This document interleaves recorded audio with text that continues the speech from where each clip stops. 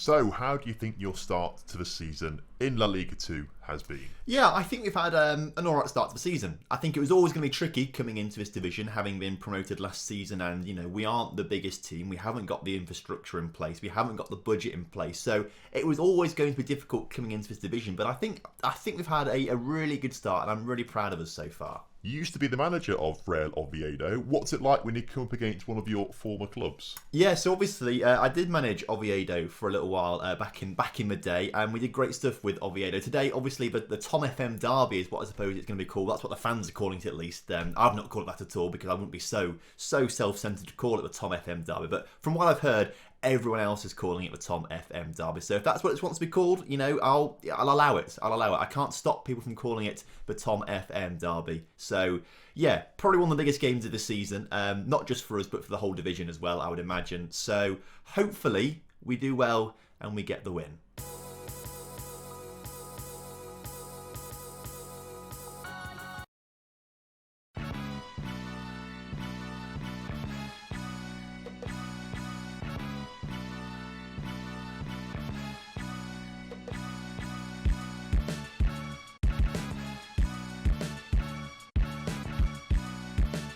Hello and welcome back to the Lincoln Loco 3. Hope you're all doing well today and looking forward to today's episode, which is basically the Real Day Out 2, as we take on Real Oviedo, the team we were in charge of back in FM18. We won La Liga with them, and I think we might have even won the Champions League as well. I can't quite remember. If you remember, let me know in the comment section down below. We also have Deportivo La Coruña coming up as well, a team that used to be in La Liga as well, so some big games today. There are a few things to talk about, contract issues, new transfers, but I think we'll probably start off with what's happened since you were last here. Last time you were here, you saw Raul Jr. score 4 goals against Villarreal B in a win on the opening day of the season. Before, we just couldn't get the rub of the green against Lugo and lost 1-0. Well, after that, we won 3-1 against a team called Nastic, which I think is probably how you don't say it. I don't know how to pronounce that name at all. But we won 3-1, Raul Jr. with a hat-trick. Heading into September, a 2-2 draw with Rayo Vallecano was very good when Timo Wolff scored in the 92nd minute. But we did draw 2 blanks after that, as we lost 1-0 to Real Valladolid and 2-0 to Fuenlabrada as well. What that means for the league table is that after 6 games, we are sitting 16th in the table, which actually isn't too bad. 7 points on the board, 2 points clear of the relegation places right now. And considering that we have played Valladolid in 4th, Vallecano in 5th, and Fuenlabrada in 7th, I think that's not too bad. The 2 teams we have beaten this season, Villarreal and Nastic, are down in 21st and 22nd. So it's a good job we did beat them. So, contract and transfer. I think what we'll do first is talk about a loan contract. It's happened again. La Patra has been recalled by Real Sporting Gijón. Because apparently we haven't met the loan agreement and we're not being adhered to. Now, I'll be honest with you, when we recalled him or re-signed him in the transfer special, I am 100% certain there was nothing in there. If we look at loan offer, they're not asking for preferred position, they're not asking for preferred role, and I'm 100% sure they didn't ask for that as well last time out. So he's been recalled for just a stupid reason. He's played every single game so far. Not brilliantly, he's on 6.5 average, but he was a very good... I'm just so annoyed that we haven't got him. A transfer window has now shut as well, so we can't get him back until January. So we are lacking a little bit at the back. La Patra leaving the club. Rather frustrating. The other sort of contract issue that has come about is actually if we go to La Liga Smart Bank and we go to the rules. Now we looked at this. I might have edited this out of the video actually. I can't remember. But on the competition rules, £1,400 per week minimum wage for full-time players. So every player has to have a minimum contract of £1,400 per week. If we look at our team though, look at the wage, you'll see that a lot of players don't have that. And we did some contract negotiations over summer and we didn't have to pay players that much money. The reason we didn't have to pay players that much money is because we hadn't technically been promoted and we weren't technically in this division yet. Now we are in this division, we have to give every player at least £1,400 per week. That also includes players who turn 16 and want a full-time professional contract, as 16-year-old Josho is now on £1,400 per week. I was happy to give him the contract because he's got 5-star potential at 16 years old, but that is going to start totting up very, very quickly to the point where we might not be able to afford a big or decent youth team because quite frankly, we won't have the money. £1,400 per week does not go very far when you've got a budget of £31,000 per week for the entire squad. In fact, I've just got the calculator out. 31,495 divided by 1,400 just means 22 players. That is a 22-man first team squad. No one else can have anything. So we need to do something to get more budget, and it might involve selling someone or a couple players come January. Because we might be getting away with it right now with contracts that aren't expiring for a little while yet, but when contracts do come up for renewal and we have to offer them £1,400 per week at a minimum, that is going to be rather annoying. So that is something to be a little bit wary about. But in some good news, we do have 2 new additions to the squad. Both of these players are coming in to be tutors more than actual players, I would imagine. Christian Albert is the first one, 25 years old. He can play across the entire attacking midfield or centre of midfield, which is fantastic. Has got a fairly determined personality, good determination, so he's a good mental coach basically. That's what he's coming in to do, to be more of a mental coach for some of our young players. The same goes for Abdon Prats. He's a striker with some good determination, fairly determined personality, so more of a tutor than anything else. If we look at our tutoring sheet, as you can see, Abdon and Christian both being the tutors here to some young strikers and young midfielders. They obviously have some fairly good personalities, and the people they are tutoring, for the most part, don't. If we can get Onino Jr. and Raul Jr. to become fairly determined or just slightly determined, something like that, that'll be decent. So hopefully they'll come in and do a job, and that'll be absolutely fantastic. So I was about to head into the game, but then I realised it's 4 days away. I saved at this point because I want to have a go in the media about the Real Sporting Gijón manager who keeps recalling La Patra. Do you feel that it was harsh? Basically, yes, I'm going to respond to this. I'm going to say down here, they had no patience with us. They wanted to see him playing more regularly, which wasn't easy to do, and I'm not sure he would have featured a lot more. That's actually wrong, because he was playing every week. I'm so annoyed. I'm going to say I wanted to keep him around because he was improving and could have really helped us out. I'll say that. They've taken him back. I'm sure he's upset as well. I mean, I hope he is at least. But this could be the start of a bit of a war and rivalry with Gijón. I think their first team, because he's come from the B team, their first team is in La Liga, so I hope they come down this season and we smash them next season. It's getting dangerous though. All these players want new contracts. They're starting to realise they can get £1,400 as a minimum. So Andre, please Andre, you have got to keep telling them that they can't have new contracts. And Cipollina no longer wants a new deal because Sheetajel can sort it out for me, but it's going to get very expensive very quickly if everyone wants a new contract. And it's £1,400 at a minimum, the very minimum. They're going to try and push for more and more and more money, so it's going to get more and more expensive. So the lineup for the game against Real Oviedo is this. Dikene starts in goal with that back line of Brito starting at left back because whereas Igotti's just come back from an injury.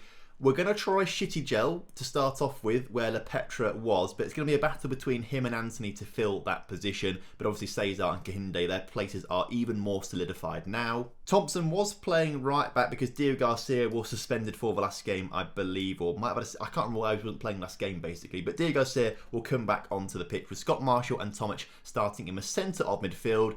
Albert starts on the left. We want to see how he plays to start off with. Zubillaga starts on the right because Diaz has taken a little knock and is a little bit tired. But Raul Jr., with his 8 goals so far this season, leads the line. So as kickoff is upon us here today, it's going to feel very strange cheering against Real Oviedo, a team that we had so much success with back in the day, a team that I hold very close to my heart, purely because I play with them on Football Manager. It's weird how attached you get to clubs that you play with on video games, as Raul Zubillaga gets a great opportunity there to try and score an early goal in this game. Unfortunately, can't quite get it in the back of the net. The resulting corner comes into the middle, and we've not really done the best we could with that one, as Oviedo are very pleased to get it out from the back by looks of things. The highlight continues. They come down the wings. Ethan Brito, huge challenge there, but goes out for a throw, and that should be the end of the highlights. Oviedo, by looks of things, haven't had a great start to the season. Apparently, we've somehow overtaken them in the table. Not quite sure how we've done that, but apparently we have overtaken them in the table. So actually,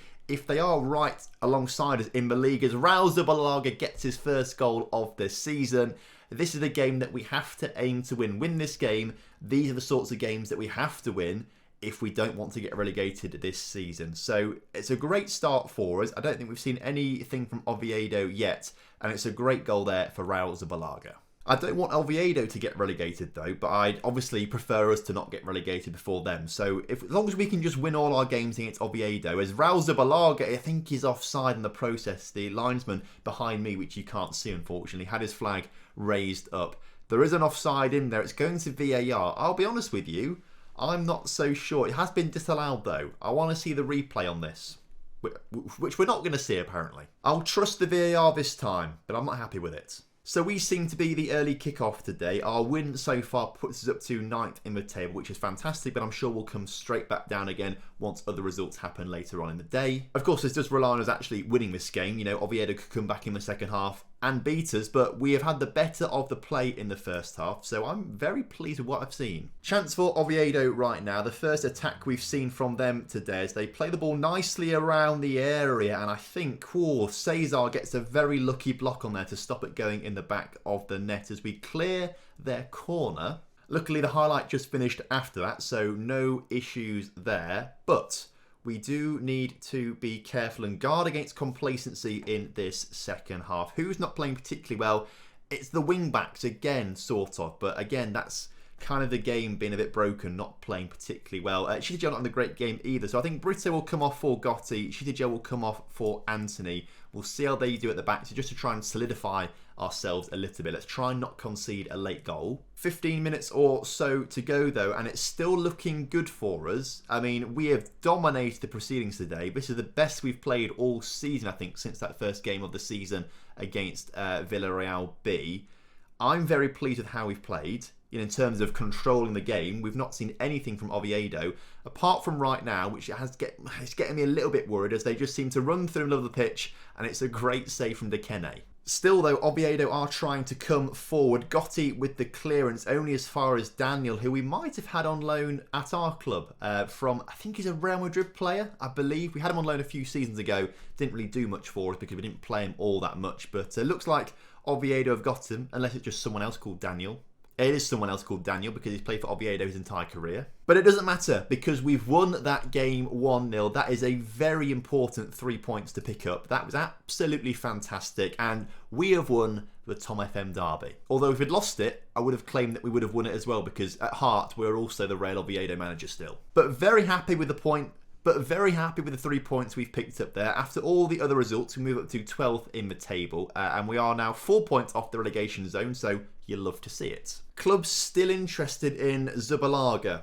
I'm happy to sell him. Again, I'm still happy to sell him, but only for £6.5 million. Clubs have got to bid big for him in January if they want him. Although it does depend massively on our financial situation, actually, I must say. If we need the money, we might just sell him for the best price. What you do love to see though is Dekene, Dio Garcia and Zubalaga in Team of the Week, which is fantastic. What I have realised as well is that I've got, basically the Spanish leagues aren't licensed in Football Manager. So you can download editor data to basically change the name of all the Spanish stuff in the editor to make sure it's all the proper league names and things like that. But what it's also changed is everything, like all the competitions, into actual Spanish. So this is Team of the Week, but it's in Spanish. So, and the same thing happens if we go to, look, what's this? This is Porto del Ano, but that is Player of the Year, I think, or Keeper of the Year, because it says conceded, so it must be Keeper of the Year. And then you've got this Del Mes, that's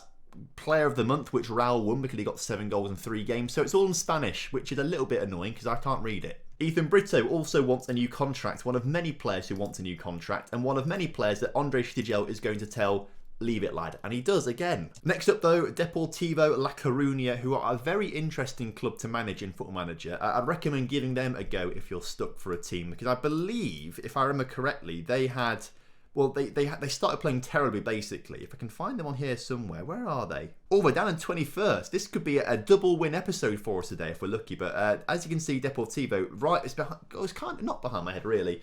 A big drop here. They had some financial issues and were demoted down to, I think, the 4th tier or 3rd tier. They're on the way back up now in real life, as you can see here as well. But they're stuck in the 2nd division right now in game. But they're a very interesting team to manage. So if you're stuck for a team, try them. So, do I want to make any changes to the lineup? Yes, I'm going to bring not Juan Diaz back on. We'll leave him on the bench for now. I want to bring Timo Wolff back on after his injury. We'll bring him back on the pitch for Albert instead. Scott Marshall and Tomic are playing relatively... We're struggling in the centre of midfield. No one's really making that position their own. Tomic on a 6.5 in his last 5 games, but Cipollina on a 6.5. And where was he as well? Zabala on a 6.6 in his last 5 games. So no one really making that midfield position their own. I think what we'll do is try Zabala in that deep line playmaker role alongside Scott Marshall. See if those two gel together. But other than that, happy with the team, happy with the lineup. Let's get into this game. So kick-off upon us once again. You love to see it. Hopefully we're going to get a big result here. Obviously Deportivo had a terrible start to the season. They're down in 20 or 21st basically. They're drawing right now, so they get an extra point to go ahead of Cordoba.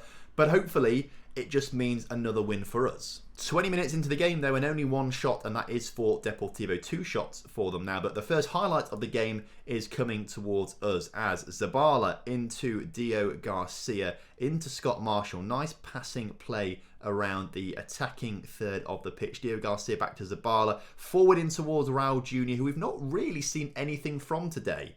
He has been a little bit hit and miss so far this season, but when he does hit, he either scores 4 or 3 goals in a game. But he was like that a little bit last season as well. He'd either score a hat-trick or do nothing all game. It was very rare he'd only get 1 goal in a game, actually, Raul, on his way to 37 league goals last season. But obviously, 8 so far for him this season is a very, very good return as Zubalaga gets the ball out wide, uses some pace and strength to get forward, does get tackled in the end. It goes back to the Deportivo keeper, but I think we should be winning this one back. Put the pressure on, boys, in that attacking third for us at least. Come on, let's get the ball back. They can't really get it... Well, I was about to say they can't get it forward. They've got it forward there and nearly scored a goal. That was a very good ball from their defence. I'll be happy today as long as we don't lose.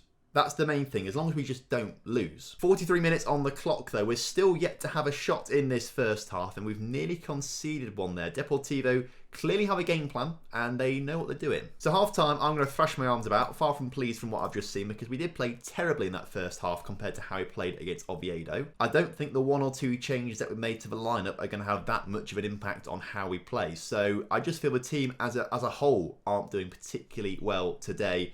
As we can see, though, looking to get the ball back in the midfield. Come on, boys, get the challenge in there. We haven't got the challenge in there. And it's Deportivo coming forward. Rivas on the ball. Shoots, saved by the Kene. Will the highlight continue? I think it won't, apparently. I thought it was going to. Free kick for us, though. Shitigel swings one into the middle, and it's turned into the back of the net. Cesar gets his noggin on the end of it. He rises like a salmon, puts it in the back of the net. And that is something that you love to see. Shitigel's ball is very, very good. Cesar wins it in the air nicely.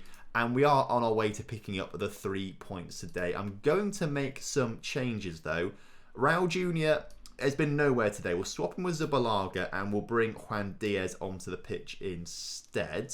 Timo Wolff not in the best of games either, so Daz Finley will come on too. And Zabala not having the best of games either, but I want to give him a full run out. So actually, we'll leave him on the pitch for now, see how he does. I do think, you know, we are asking our midfielders a lot, basically. They're going to get some poor ratings because there's only 2 of them in the middle of the pitch, and I think that's very, very difficult to play like that. There's no real support around them, so they are going to have a tough time with 2 of those. And it might be worth thinking about not giving away penalties. That was never a penalty. That, to me, looked like a very good challenge. Put this to VAR. Come on. VAR. Talk some sense. And it's not disallowed. It's been given. You hate to see it. That was never a penalty in my book. Right.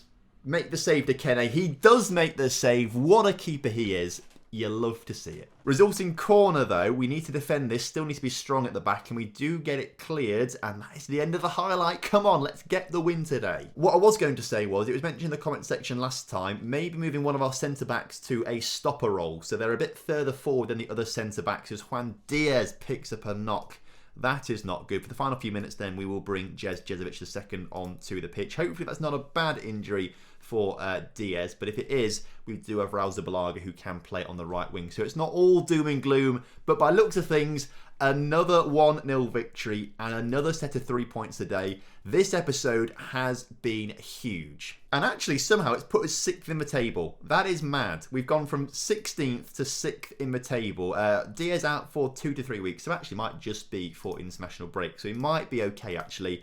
But that was fantastic, all thanks to the Kene's penalty save as well. He was superb. An 8.8 rating actually there as well. That is mad for a keeper. So well done. Your goalkeeping was a joy to behold. So table is looking really nice, actually. Very, very good. The thing is, though, obviously, we have played Deportivo and Real Oviedo today, who are both, apparently, as it stands right now, relegation fodder. So we were arguably expected to win these games. It's going to get a lot tougher when we come up against teams like Mallorca, Valladolid, Malaga, Almeria. It's going to get so much harder. Next episode then, I think we come back and we can't not do it. Barcelona B. Now that will be an absolute fixture for us. We'll do that next episode alongside Almeria, who of course we just mentioned are one of the top teams in this division. So obviously a few games to play off camera in the meantime. Hopefully we do a good enough job and pick up a couple wins here and there, but we have got some difficult teams to come up against in this time, so I'm not holding too much hope. As long as we're just not in that bottom 4, I'm happy. So thank you so much for watching today's episode. Hope you guys have enjoyed it. Of course, if you have done, drop a like on the video for me. Subscribe to the channel if you're new around here.